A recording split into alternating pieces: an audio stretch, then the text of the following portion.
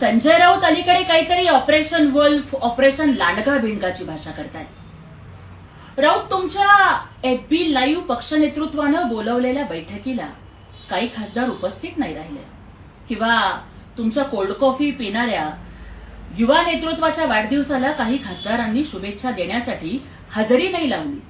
म्हणून तुम्ही इतके द्वेषाने पछाडला की जनतेतून निवडून आलेल्या तुमच्याच गटाच्या खासदारांना तुम्ही लांडगा म्हणणार. राऊत, हिंदू हृदय सम्राट वंदनीय बाळासाहेब ठाकरेंनी शेतकऱ्यांच्या, कामगारांच्या, गरिबांच्या, बहुजनांच्या पोरांना वाघासारखं लढायला शिकवलं. त्यामुळे शिवसेना हा वाघांचा पक्ष ठरला.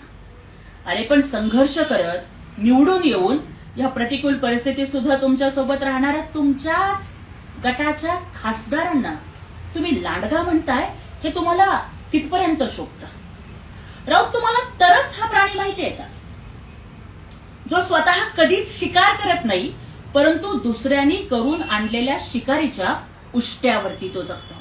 तुम्ही स्वतः तर कधीच कोणती निवडणूक लढवली नाही. निवडून आलेल्या आमदार खासदारांच्या मतावर तुम्ही आयत्या बिळावर नागोबासारखे राज्यसभेचे अनेक वर्ष खासदार झालात आणि फक्त बोलबच्चनगिरीशिवाय दुसरं काहीच काम केलं नाही. मग तुमच्यामध्ये आणि त्या तरसामध्ये कुणाला जर काही साम्य आढळलं तर तो आपण त्यांचा गुन्हा समजायचा का?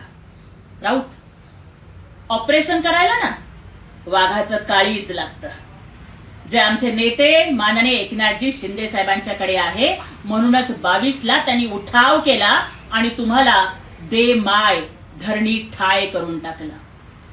राऊत, उठाव करने के लिए शेर का कलेजा लगता है, पण तुमच्याकडे ना कलेजा आहे ना भेजा आहे. त्यामुळे तुम्ही कुठलंच ऑपरेशन करू शकत नाही. ही संजय राऊतांच्या सारखी बोलबच्चनगिरी करणारी प्रवृत्ती म्हणजे महाराष्ट्राच्या राजकारणाला लागलेली वाळवी आहे. तुम्ही अशी घुस आहात जी स्वतःचाच गट पोखरून काढतीये आणि कदाचित उबाठा पक्ष संपवण्याची सुपारी घेऊन तुम्ही काम करताय, आम्हाला असं वाटतं. अहो, आमचे नेते सन्माननीय एकनाथजी शिंदे साहेब आणि आमचं युवा नेतृत्व आदरणीय खासदार डॉक्टर श्रीकांत शिंदे साहेब यांनी अनेक वेळेला सांगितलं ना की आम्हाला आता कुणालाच पक्षात फोडाफोडी करून घेण्याची गरज नाही. आमच्याकडे बहुमत आहे केंद्रात सुद्धा आणि राज्यात सुद्धा. आणि तरी सुद्धा तुम्हाला खासदारांना बोलवावं लागतं, बैठका घ्याव्या लागतात, आणाभाक्या घ्याव्या लागतात, शपथा घ्याव्या लागतात. ही मजबुरी तुमच्यावरती का आली? तुमच्या पक्ष नेतृत्वावरचा लोकांचा विश्वास हरवतोय याची ही खूण नाहीये का?